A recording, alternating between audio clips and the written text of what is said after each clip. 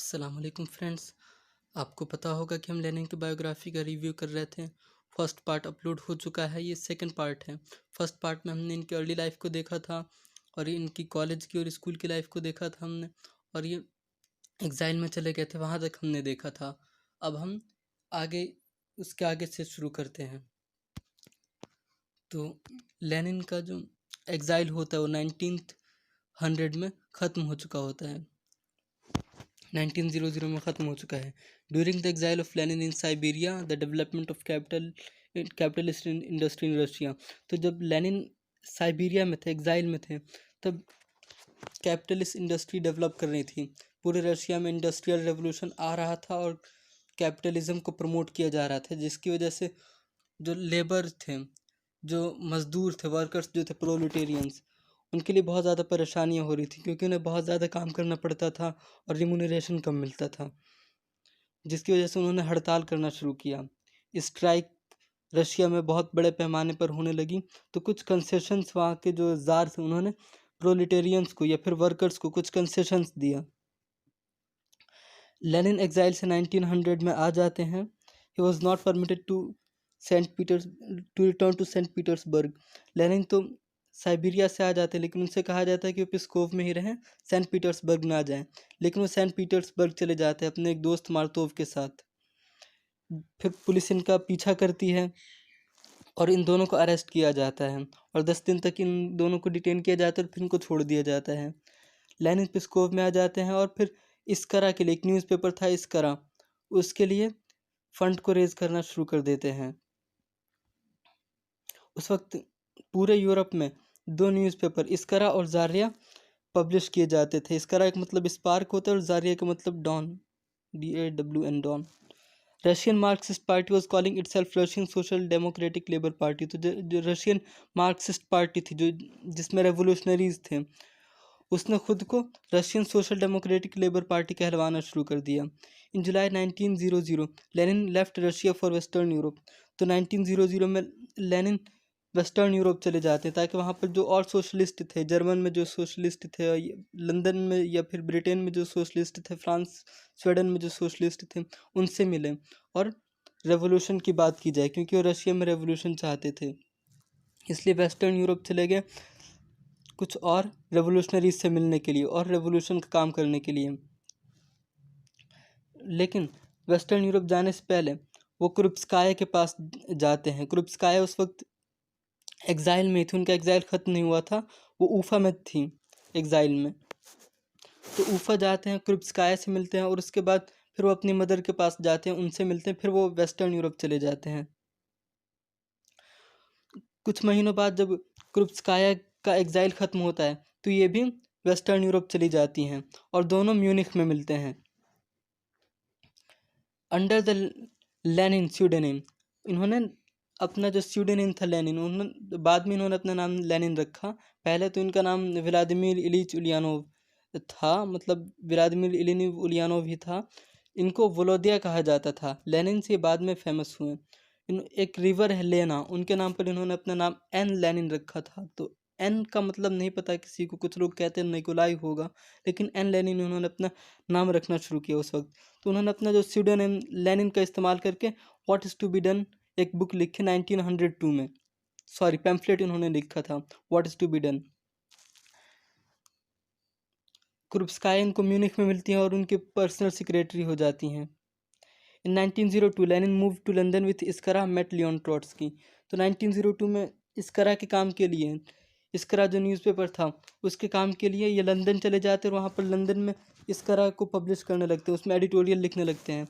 वहाँ पर लियोन ट्रोट्स्की से मिलते हैं। लियोन ट्रोट्स्की भी एक रेवोल्यूशनरी रहते हैं, जो बाद में लेनिन के बहुत अच्छे दोस्त बन जाते हैं।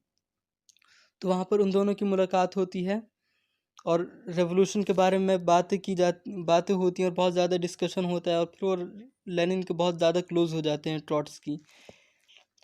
लंदन में लेनिन बीमार पड़ जाते हैं और वो इस्करा का जो एडिटोरियल बोर्ड था उसमें काम करने के लायक नहीं रहते हैं, इसलिए वो कुछ वक्त तक आराम करते हैं, फिर उनकी सेहत ठीक हो जाती है।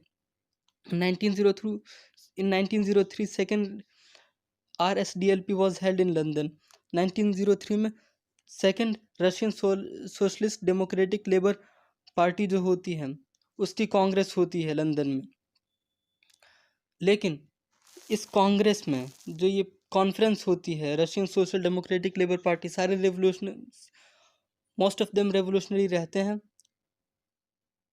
मोस्ट ऑफ द रिवोल्यूशनरी इस कांग्रेस में रहते हैं। लंदन में कांग्रेस होती है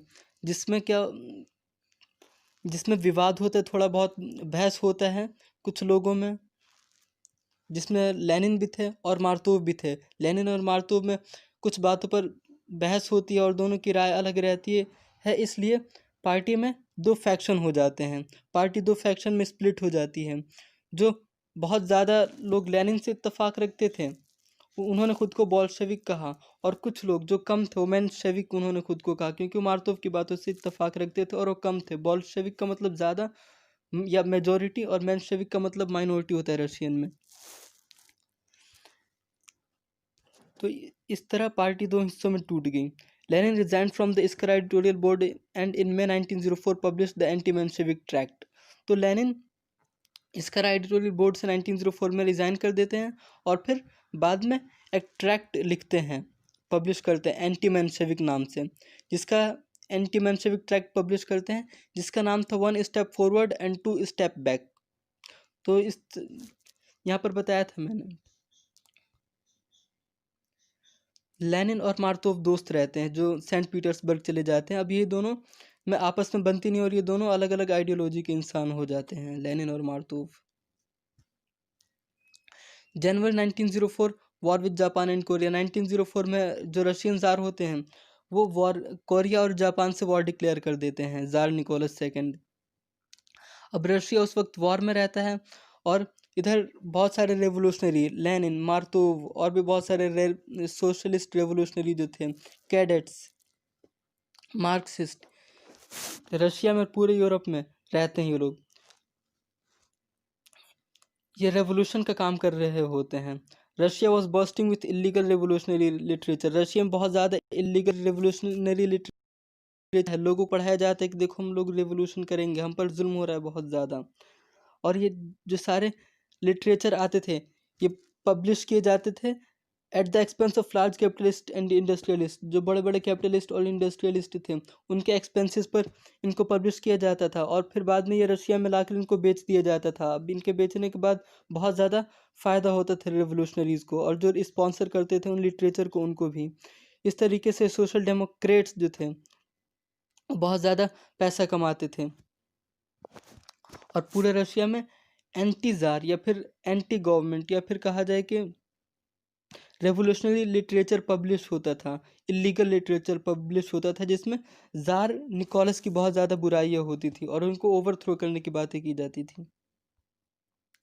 रशिया वॉर में, जापान और कोरिया के साथ वॉर में था और हालात बहुत ज़्यादा रशिया के ख़राब हो रहे थे। इन्फ्लेशन बहुत ज़्यादा बढ़ रहा था, लेबर अनरेस्ट था, इंडस्ट्रियल रेवोल्यूशन एक तरीके से रशिया में भी पीक पर पहुंच रहा था। लेबर्स वर्कर्स बहुत ज़्यादा परेशान थे। 22 जनवरी 1905 ब्लडी संडे होता है। 22 जनवरी 1905 में ब्लडी संडे होता है। ये एक इंसिडेंट होता है, एक हादसा होता है। एक फादर गेपन रहते हैं, रशिया में बहुत ज़्यादा इन्फ्लेशन रहता है। फादर गेपन अपने कुछ लोगों को, तकरीबन 1000 लोग थे, उनको लेकर जाते हैं विंटर पैलेस के पास ताकि राजा के पास, ज़ार निकोलस के पास अपनी बात को रख सकें। अब वो लोग ना रेवोल्यूशनरी होते हैं ना फिर एंटी गवर्नमेंट होते हैं, वो लोग बस नॉर्मल इंसान रहते हैं जो गरीब होते हैं। और फादर गेपन जो एक क्लर्जी रहते हैं उनके पीछे पीछे चल रहे होते हैं। अभी जब विंटर पैलेस में जाते हैं तो जो सोल्जर्स रहते हैं राजा के, ज़ार निकोलस को, उनको लगता है कि रेवोल्यूशनरी हैं और वो लोग गोलियां चलाना शुरू कर देते हैं। संडे के दिन इंसिडेंट होता है, इसलिए इसको ब्लडी संडे कहा जाता है। अब जब ये उन लोगों को मार दिया जाता है, तकरीबन 1000 लोगों को मार दिया जाता है गोलियों से, तो पूरे रशिया में हंगामा मच जाता है। लेनिन फादर गेपन को बिल्कुल भी नहीं जानते थे और ना लेनिन का कोई रिश्ता था उन लोगों से जो लोग मारे गए, लेकिन उन्होंने इस बात को बहुत ज़्यादा उछाला और कहा कि देखो ज़ार जो है हम पर जुल्म कर रहे हैं, उन्होंने हमारे लोगों को मरवा दिया। और एसोसिएट कर वो ये दिखाने की कोशिश करते हैं कि फादर गेपन जो हैं वो लेनिन के जानने वाले हैं, लेनिन उनको जानते थे और सोशल डेमोक्रेट से उनका कोई रिश्ता था। और फिर ये बाद में अपने जो भी यूरोप में और रशिया में रेवोल्यूशनरी रहते हैं उनको प्रोवोक करते हैं ज़ार के खिलाफ। अप्रैल 1905 में third Russian social democratic labour party Congress होती है और ये लंदन में होती है। और इसमें बात की जाती है कि हमारे लोगों को मारा गया है, 1000 लोग हमारे मार दिए गए हैं, इसका बदला हम ज़ार निकोलस से लेकर रहेंगे। 1905 में जब रशिया वॉर में था जापान और कोरिया के साथ, तब रशियन रेवोल्यूशन आ जाता है। ज़ार निकोलस रोमानोव में बहुत सारे रिफॉर्म्स लाते हैं क्योंकि उनको लगता है कि उन्होंने बहुत ज़्यादा स्ट्रिक्ट रूल कर रखा है, इसलिए कुछ रिफॉर्म लाने चाहिए ताकि लोगों की हालत में थोड़ा इजाफा हो और जो लोग परेशान हैं उनकी परेशानियां ख़त्म हो और इन्फ्लेशन जो बहुत ज़्यादा पीक पर है वो कम आए और वो लोगों का कॉन्फिडेंस जीत सकें। तो उन्होंने ऐलान किया था कि 1906 में इलेक्शन कराएंगे। अप्रैल 1906 में फोर्थ कांग्रेस होती है स्टॉकहोम में, स्वीडन में होता है ये। इसमें भी रेवोल्यूशनरी बात किया करते हैं कि हम किस तरीके से रशिया में रेवोल्यूशन लाएं। और ये लेनिन के जो लोग रहते हैं बोल्शेविक्स, इनको पैसे की ज़रूरत होती है, पैसे ये लोग कहाँ से लाएं, इसलिए ये लोग बैंक्स को लूटा करते थे और लूट मार करते थे। जो लोग होते थे उनको पकड़कर उनसे पैसे छीन लेते थे। तो गुंडागर्दी एक तरीके से किया करते थे और लोगों से लूट करके ये लोग पैसा हासिल किया करते थे। और ये जो फोर्थ कांग्रेस होती है इसमें मेंशेविक जो रहते हैं वो इस बात को उठाते हैं क्योंकि Russian social democratic labour party रहती है, उसमें दो फैक्शन रहते हैं, बोल्शेविक मेंशेविक। और ये बोल्शेविक लूट मार करते हैं, जो मेंशेविक इस बात को उठाते हैं और इसको क्रिटिसाइज करते हैं फोर्थ कांग्रेस में। तो after the congress Lenin return to Saint Petersburg and for the first time spoke in public in that city at a huge mass meeting on the 9th में। तो 1906 में इलेक्शन होता है। जब इलेक्शन हो जाता है कांग्रेस, स्टॉकहोम में कांग्रेस होती है। इसके बाद ये चले जाते हैं रशिया, सेंट पीटर्सबर्ग चले जाते हैं। वहाँ पर पब्लिक से बात करते हैं, एक बहुत बड़ी पब्लिक इनका वेलकम करती है। 9th में कोई पब्लिक से खुलकर बात किया करते हैं और बहुत अच्छे तरीके से बात करते हैं कि लोगों का ये दिल जीत लेते हैं, लोग वाह वाह करने लगते हैं। मई 1907 में फिफ्थ कांग्रेस होती है लंदन में। फिर ज़ार निकोलस लेजिस्लेटिव असेंबली को डिसबैन कर देते हैं। सेकेंड ड्यूमा जो होता है उसको डिसॉल्व कर देते हैं and order the secret police to arrest revolutionary. जितने भी रेवोल्यूशनरीज हैं उनको अरेस्ट करने की इजाज़त दे देते हैं, उनको हुक्म देते हैं, उनकी जो सीक्रेट पुलिस रहती है उनको हुक्म देते हैं कि सारे रेवोल्यूशनरीज को अरेस्ट किया जाने लगे, क्योंकि ये पूरे रशिया में अनरेस्ट फैला रहे थे, लोगों को ज़ार के अगेंस्ट कर रहे थे, उनको प्रोवोक कर रहे थे। अभी ये इनकी सीक्रेट पुलिस जो रहती है वो रेवोल्यूशनरीज को अरेस्ट करना शुरू कर देती है। लेनिन इसी डर से स्विट्ज़रलैंड भाग जाते हैं और वहाँ पर भी इनका पीछा किया जाता है, स्विट्ज़रलैंड में भी। उसके बाद लेनिन लंदन जाते हैं, पेरिस जाते हैं, कोपेनहेगन, बोम्बन, Prague and other European cities में जाते हैं और वहाँ पर रेवोल्यूशनरी काम करते हैं, सोशलिस्ट से मिलते हैं और रेवोल्यूशन की बातें किया करते हैं और कम्युनिज़्म की बातें किया करते हैं, क्योंकि इंस्पायर थे मार्क्स से, कार्ल मार्क्स से इंस्पायर थे लेनिन। और ये सोशलिज्म और कम्युनिज्म की बातें करते थे और ये बात करते थे कि हम रशिया में किस तरीके से इक्वालिटी लाएं ताकि जो भी वर्कर्स हैं उनके साथ जो जुल्म हो रहा है वो कम हो और एक सोवियत लाएं, मतलब लेबर की हुकूमत हो रशिया में और ज़ार को ओवरथ्रो कर दिया जाए। तो ये 1907 के बाद ये यूरोप में ही रहते हैं, रशिया नहीं जाते हैं। तो 1914 में फर्स्ट वर्ल्ड वॉर शुरू होती है जिसमें दो पावर रहती है, सेंट्रल पावर, अलाइड पावर। ये बाद में हम किसी वीडियो में बात करेंगे फर्स्ट वर्ल्ड वॉर के बारे में। सेंट्रल पावर में जर्मनी, ऑस्ट्रिया हंगरी एम्पायर और ऑटोमन एम्पायर रहती हैं। अलाइड पावर में ग्रेट ब्रिटेन, रशियन एम्पायर और फ्रांस रहते हैं। तो जब ये पूरे यूरोप में वॉर हो रहा होता है सेंट्रल पावर और अलाइड पावर में, उस वक्त लेनिन गैलिशिया में रहते हैं जो स्पेन में है। और 1916 में लेनिन बर्न चले जाते हैं और वहाँ पर रेवोल्यूशनरीज से मिलते हैं और मौके का फ़ायदा, ये जो वॉर चल रही है इस मौके का फ़ायदा उठाने की बात करते हैं कि हम किसी तरीके से रशिया पहुँच जाएं ताकि हम लेबर को अगेंस्ट कर दे ज़ार के और रशिया में रेवोल्यूशन लेकर आ जाएं।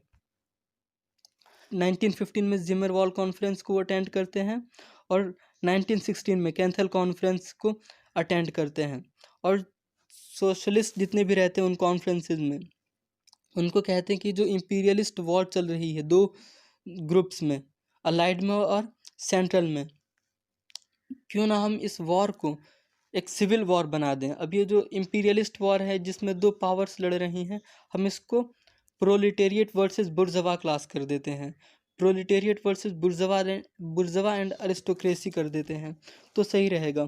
क्योंकि इस तरीके से रशियन जार को ओवरथ्रो कर दिया जाएगा और प्रोलिटेरिएट्स जो थे, वर्कर्स जो थे, उनकी हुकूमत आ जाएगी, उनकी सरकार आ जाएगी। इन जुलाई 1916 लेनिन्स मदर डाइड। 1916 में लेनिन की मदर की डेथ हो जाती है, जिसका लेनिन को बहुत ज़्यादा दुख होता है, लेकिन वो उनके फ्यूनरल में शरीक नहीं हो पाते हैं। कुछ काम था, कुछ वजह थी जिसकी वजह से शरीक नहीं हो पाते हैं।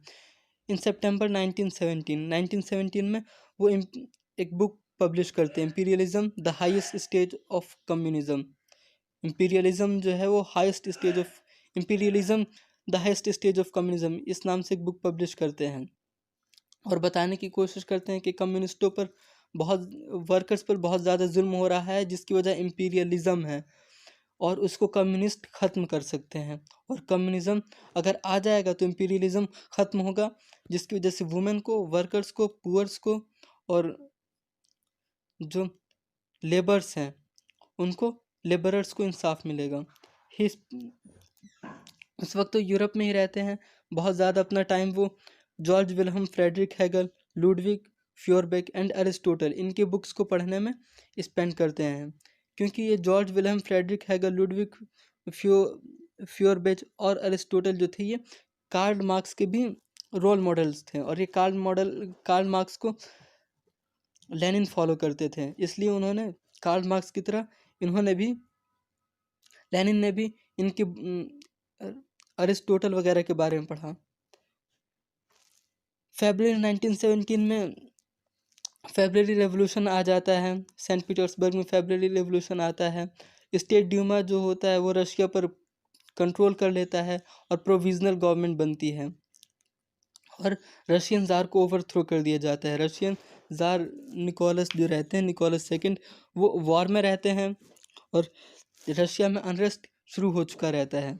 तो स्टेट ड्यूमा प्रोविजनल गवर्नमेंट लाती है और रशियन ज़ार को ओवरथ्रो कर देती है और रशिया एम्पायर से रशियन रिपब्लिक में चेंज हो जाता है। पहले वो रशियन एम्पायर था, फिर बाद में रशियन रिपब्लिक बन जाता है।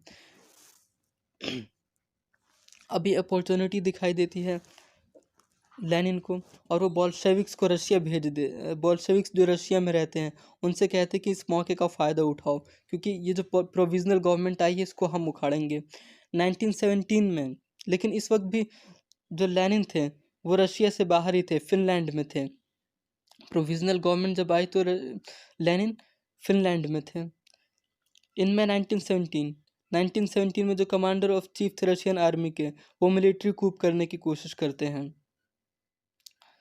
Premiere Alexander Kerensky ask the Soviet Petrograd, जो पेट्रोग्रेड सेंट पीटर्सबर्ग का नाम चेंज करके पेट्रोग्रेड हो गया था, तो उससे सोवियत पेट्रोग्रेड से कहते हैं कि आओ तुम हमारी मदद करो। जो भी रेवोल्यूशनरीज रहते हैं, प्रीमियर अलेक्जेंडर क्रेंस्की रेवोल्यूशनरीज को, जिसमें बोल्शेविक्स भी थे, उनको बुलाते हैं अपनी मदद के लिए, क्योंकि मिलिट्री कोप हो चुका होता है और प्रोविजनल गवर्नमेंट को कभी भी ओवरथ्रो कर दिया जा सकता था। इसलिए इंक्लूडिंग बोल्शेविक्स मदद के लिए बुलाते हैं और फिर रेवोल्यूशनरीज के साथ मिलकर मिलिट्री कूप को ख़त्म कर दिया जाता है। और इसके बाद लेनिन को चांस मिलता है कि अब वो रशिया चले जाएं। वो रशिया चले जाते हैं और अलेक्जेंडर केरेंस्की जो रहते हैं, प्रोविजनल गवर्नमेंट जो होती है वो अलाउ कर देती है रेवोल्यूशनरीज को कि वो रेड गार्ड्स को बनाए, वर्कर्स को यूनाइट करके रेड गार्ड्स को बनाए। यही रेड गार्ड्स जो होते हैं बाद में रेड आर्मी कहलाती है और रेड आर्मी बोल्शेविक की आर्मी कहलाती है। और फिर बाद में ये लेनिन इसका इस्तेमाल करके जो भी रिवॉल्ट्स रशिया में होते हैं उनको कुचल देते हैं। In September, Bolsheviks gained a majority in the workers section of both Moscow and Petrograd Soviets. अब ये मिलिट्री कूप को रोक दिया जाता है 1917 में। सितंबर में जो इलेक्शन होता है उसमें बोल्शेविक मॉस्को और पेट्रोग्रेड में जो सोवियत्स रहती हैं उनमें मेजोरिटी हासिल कर लेती है, बहुत ज़्यादा इनको सीट्स मिलती हैं। इन अक्टूबर में बोल्शेविक्स जो होते हैं लेनिन की अगुवाई में विंटर पैलेस को घेर लेते हैं। लेनिन बोल्शेविक्स को लीड करते हैं और वो विंटर पैलेस को घेर लेते हैं और जितने भी प्रोविजनल गवर्नमेंट के मिनिस्टर्स रहते हैं उनको अरेस्ट कर लेते हैं। और इस तरीके से प्रोविजनल गवर्नमेंट ने जार को ओवरथ्रो कर दिया था और बोल्शेविक्स ने प्रोविजनल गवर्नमेंट को ओवरथ्रो कर दिया था। और बोल्शेविक्स उस वक्त कम थे, लेकिन जो मेंशेविक्स जो थे और जो सोशलिस्ट डेमोक्रेट्स जो थे वो प्रोविजनल गवर्नमेंट से बहुत ज़्यादा एफिलिएटेड थे। अब एफिलिएटेड होने की वजह से वो अपनी पॉपुलैरिटी को खो चुके थे, क्योंकि मेंशेविक्स और सोशल डेमोक्रेट्स को प्रोविजनल गवर्नमेंट का ही हिस्सा समझा जाता था, लेकिन बोल्शेविक्स को प्रोविजनल गवर्नमेंट का हिस्सा नहीं समझा जाता था, इसलिए इन्होंने बहुत ज़्यादा पॉपुलैरिटी हासिल कर ली थी। और प्रोविजनल गवर्नमेंट में मेंशेविक्स थे, सोशल डेमोक्रेट्स थे और कैडेट्स थे। जब बोल्शेविक्स विंटर पैलेस को घेर लेते हैं तो प्रोविजनल गवर्नमेंट के सारे मिनिस्टर को अरेस्ट भी कर लेते हैं। इसमें मेंशेविक, कैडेट्स और बोल्शेविक्स थे। और फिर रशिया में सिविल वॉर शुरू हो जाता है। Bolsheviks declared the new government, council of people's commission और सोवर्नकॉम। अब जो बोल्शेविक गवर्नमेंट आती है उसने अपना नाम काउंसिल ऑफ पीपल्स कमीशन रखा था, या फिर इसको सोवर्नकॉम भी कहा जाता था। बोल्शेविक्स ने अपनी गवर्नमेंट का नाम काउंसिल ऑफ पीपल्स कमीशन, जिसको सोवर्नकॉम भी कहा जाता है, रखा था। मार्च 1918 में सेवेंथ कांग्रेस होती है, जिसमें बोल्शेविक्स अपना ऑफिशियल नेम चेंज कर देते हैं। पहले इनका नाम था Russian social democratic labour party, फिर बाद में वो अपना नाम रशियन कम्युनिस्ट पार्टी कर लेते हैं। इस तरीके से रशिया एक कम्युनिस्ट पार्टी की तरह रशिया में कम्युनिस्ट पार्टी उभर कर सामने आती है। और रशिया जो है फर्स्ट कम्युनिस्ट स्टेट बनता है, लेकिन 1918 में नहीं, 1922 में बनता है। लेकिन बाद में जब इलेक्शन होता है, मार्च 1918 में जब इलेक्शन होता है, तो बोल्शेविक्स को वोट कम मिलता है, तकरीबन 22.5% वोट मिलता है, और दूसरी पार्टीज़ को 39.5 और 13%, 5% ऐसे वोट मिलता है, जिसकी वजह से ये माइनॉरिटी में चले गए थे, मेजोरिटी इनको मिली नहीं थी। तो इनको गवर्नमेंट अपना छोड़ना पड़ता, इसलिए इन्होंने जितने भी ओपोनेंट्स थे उनको मरवाना शुरू कर दिया। लेनिन ने अपने ओपोनेंट्स को मरवाना शुरू कर दिया। लेनिन का पर्पस था कि कम्युनिज्म को प्रमोट करे, रशिया में कम्युनिज्म को लाए, कम्युनिस्ट रेवोल्यूशन आए और जितने भी वर्कर्स थे उनकी हुकूमत हो। लेकिन जब उन बोल्शेविक्स की गवर्नमेंट आती है, लेनिन की जब गवर्नमेंट आती है, तो सिचुएशन ही कुछ और रहती है। बहुत ज़्यादा रेवोल्यूशनरीज रहते हैं, बोल्शेविक भी रेवोल्यूशनरी थे, लेकिन और भी मेंशेविक, सोशल डेमोक्रेट्स, कैडेट्स और भी बहुत सारे रेवोल्यूशनरीज रहते हैं जो बार बार बोल्शेविक्स के अगेंस्ट काम करते थे, जिसकी वजह से लेनिन को वायलेंट होना पड़ता था। और लेनिन ने बहुत ज़्यादा लोगों को भी मरवा दिया इसी चक्कर में। बोल्शेविक्स ने और लेनिन ने बहुत सारे लोगों को मरवा दिया। और ट्रॉट्स्की जो थे, ये लेनिन के एक तरह से राइट हैंड थे। गवर्नमेंट के चेयरमैन थे लेनिन ही, लेकिन बहुत ज़्यादा काम थे और रूल्स जो थे वो ट्रॉट्स्की पास किया करते थे। इन अगस्त 1980 लेनिन को एक सोशल डेमोक्रेट ने गोली मार दिया, लेकिन कुछ हफ्तों बाद लेनिन ने आफ्टर 3 वीक्स उन्होंने रिकवर कर लिया। लेनिन रशिया में बहुत ज़्यादा रिफॉर्म लाए, जैसे कि जो किसान थे, फार्मर्स जो थे, उन पर बहुत ज़्यादा जो ड्यूज़ लगे हुए थे उनको ख़त्म किया। उनको उनके जो खेत छिन चुके थे उनको खेत देना शुरू किया। इक्वालिटी को ज़्यादा से ज़्यादा उन्होंने देना शुरू किया। बहुत ज़्यादा कॉलेजेस, स्कूल्स खुलवाएं, वुमेन को इक्वालिटी दी। और जो इंडस्ट्रियलिस्ट थे और या फिर कैपिटलिस्ट थे, उनकी पावर को उन्होंने कम करना शुरू कर दिया। कैपिटलिज्म को उन्होंने थोड़ा बहुत रखा, बहुत कम मात्रा में उन्होंने कैपिटलिज्म को रखा, बुर्जुआ क्लास को रखा। बाकी या तो उनको मरवा दिया या फिर उनकी प्राइवेट प्रॉपर्टी को छीन लिया, क्योंकि कम्युनिज्म प्राइवेट प्रॉपर्टी की इजाज़त बिल्कुल भी नहीं देता है। कम्युनिज्म कहता है कि समाज में जितने भी लोग हैं बराबर रहें, किसी के पास कोई प्राइवेट प्रॉपर्टी नहीं रहेगी। कम्युनिज्म का कहना है, ये कम्युनिस्ट ऐसा मानते हैं कि अगर हर किसी के पास इक्वल रिसोर्स रहेगा तो समाज में कोई भेदभाव नहीं रहेगा, डिस्क्रिमिनेशन नहीं रहेगा। इसलिए equal allocation of resources, communism का मतलब होता है इक्वल एलोकेशन ऑफ रिसोर्सेज, हर किसी को बराबर रिसोर्सेज दिए जाएं। तो इसी की कोशिश लेनिन भी करते हैं और बहुत ज़्यादा रिफॉर्म भी लाते हैं। रशिया में बहुत ज़्यादा रिफॉर्म लाते हैं। तो लेकिन रेवोल्यूशनरीज थे रशिया में, कुछ रेवोल्यूशनरीज जो बाकी बचे हुए थे, वो बार बार रिवॉल्ट करने की कोशिश करते थे, बोल्शेविक गवर्नमेंट को गिराने की कोशिश करते थे, जिसकी वजह से उनको कुचलना बहुत ज़्यादा ज़रूरी था। इसलिए लेनिन ने बहुत ज़्यादा रिवॉल्ट को क्रश किया।